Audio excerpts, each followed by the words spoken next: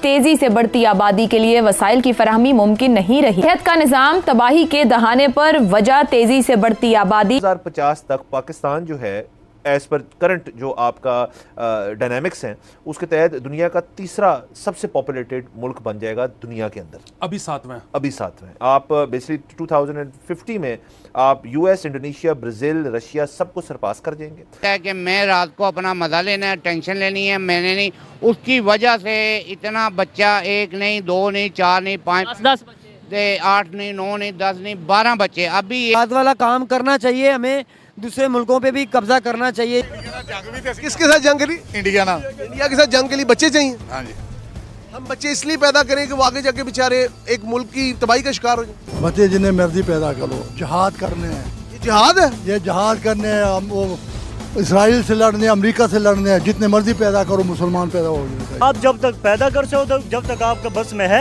आप करो। बस इसका मतलब बच्चा प्रोडक्ट है, औरत बेचारी क्या मशीन है? तो 60 में बांग्लादेश की माँ जो है वो 7 बच्चे पैदा करती थी।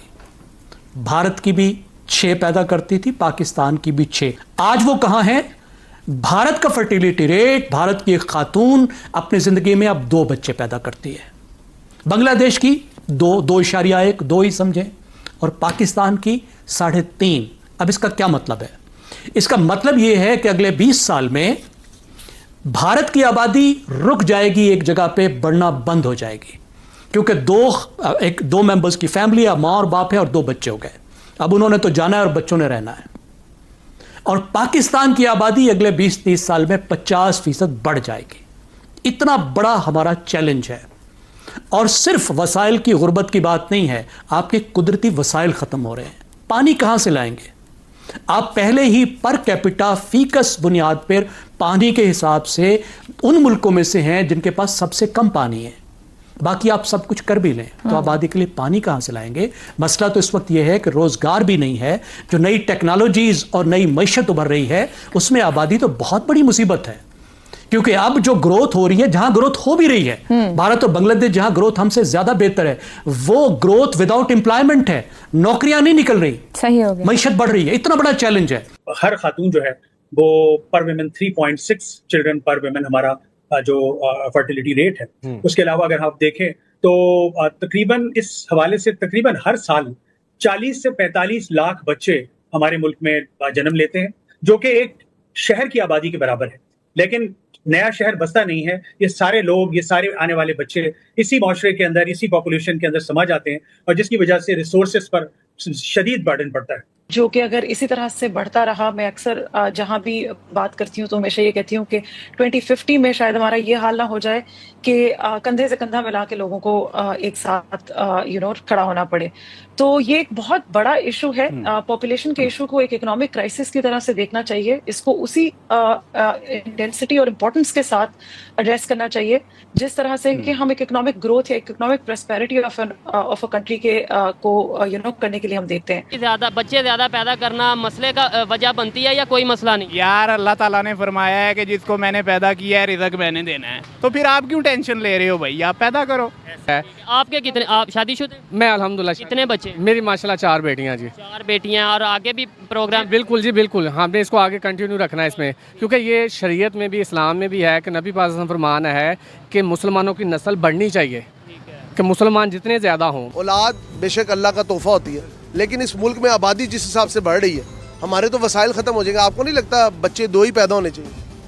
बच्चे जिन्हें मर्जी पैदा करो, जिहाद करने हैं। ये जिहाद है, ये जिहाद करने हैं। हम वो इसराइल से लड़ने, अमेरिका से लड़ने हैं। जितने मर्जी पैदा करो, मुसलमान पैदा हो जाने चाहिए। वो अगर उन बच्चों के खाने के लिए ना हो, अल्लाह देने वाला अल्लाह है, जो पैदा करता है देता भी अल्लाह है। रब ने आप इंसान के भी तो हाथ में इख्तियार दिया ना, सानवी। नहीं अल्लाह।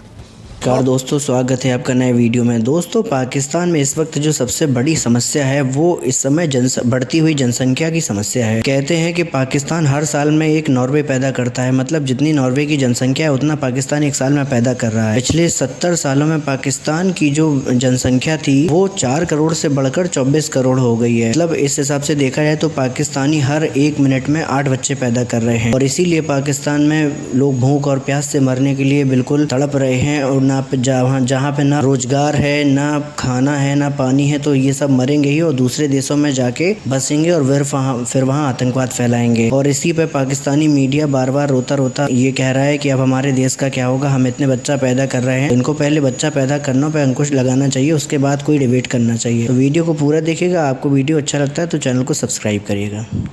जो हमारे पड़ोस में मुसलमान मुल्क है, बांग्लादेश जो हमारा हिस्सा होता था एक वक्त तक, मिस्र जो कि एक और मुस्लिम मेजॉरिटी मुल्क है, इन सब ने अपनी आबादी की जो शरह की रफ्तार है उसके ऊपर काबू पाया है। कैसे? क्या वो हमसे कम मुसलमान हैं, हम ज़्यादा मम्मे बने हुए हैं या ठेकेदार हैं हम ज़्यादा मजहब के? ऐसी बात नहीं है। वहाँ पे रियासतों ने, वहाँ पे हुकूमतों ने उसका कसदन बंदोबस्त किया। ईरान में इनकलाब के बाद फतवे आए, मिस्र में उलमा कराम को इन्वॉल्व किया गया, बांग्लादेश में उलमा को इन्वॉल्व किया गया।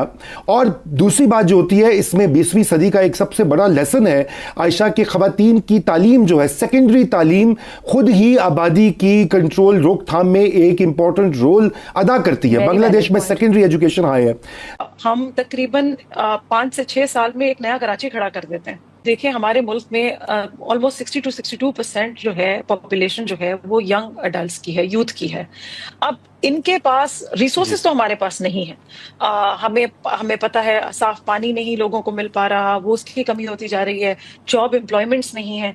लोग 62%, जैसे मैंने आपको कहा 62% हमारी यूथ पॉपुलेशन है। यूथ की वो किसी भी और मुल्क में अगर देखा जाए तो यूथ का ज्यादा होना एक मुल्क की कामयाबी की तरफ की इंडिकेशन होती है। लेकिन जहां रिसोर्सेज नहीं होंगे, जहां एम्प्लॉयमेंट्स नहीं होंगी, जहां एजुकेशन सिस्टम नहीं होगा, वहां फिर क्या होगा? वहां फिर आपके मुल्क के हालात मजीद खराब हो जाएंगे, आपकी पॉवर्टी इंक्रीज हो जाएगी, आपके लॉ एंड ऑर्डर में इश्यूज आना शुरू हो जाएंगे।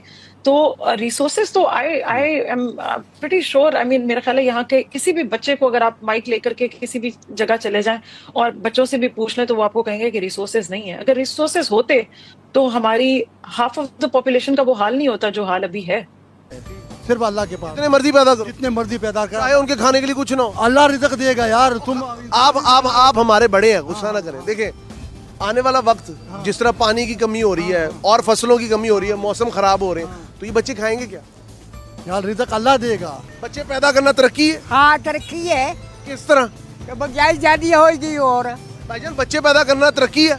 नहीं ना, तरक्की क्या दी। कितने बच्चे हैं आपके? माशाल्लाह 5 मेरे। आपने तो खुद बहुत तरक्की की है। मैं तो खुद क्या तरक्की है। अच्छा मुझे ये बताएं, ज्यादा आबादी होने से मुल्क के ऊपर बोझ बढ़ रहा?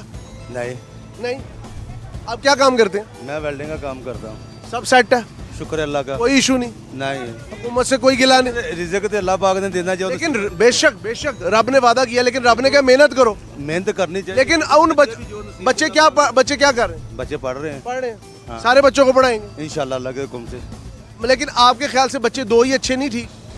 ये तो अल्लाह की रहमत है ना। अल्लाह की रहमत तो है, लेकिन इसमें इंसान भी तो जहमत करता है ना मेरे भाई। नहीं सर, जो नसीब में लिखा वो मिलना ही है। नसीब इंसान की अपनी कोशिश नहीं होती, जो अल्लाह पाक देता है वो जरूर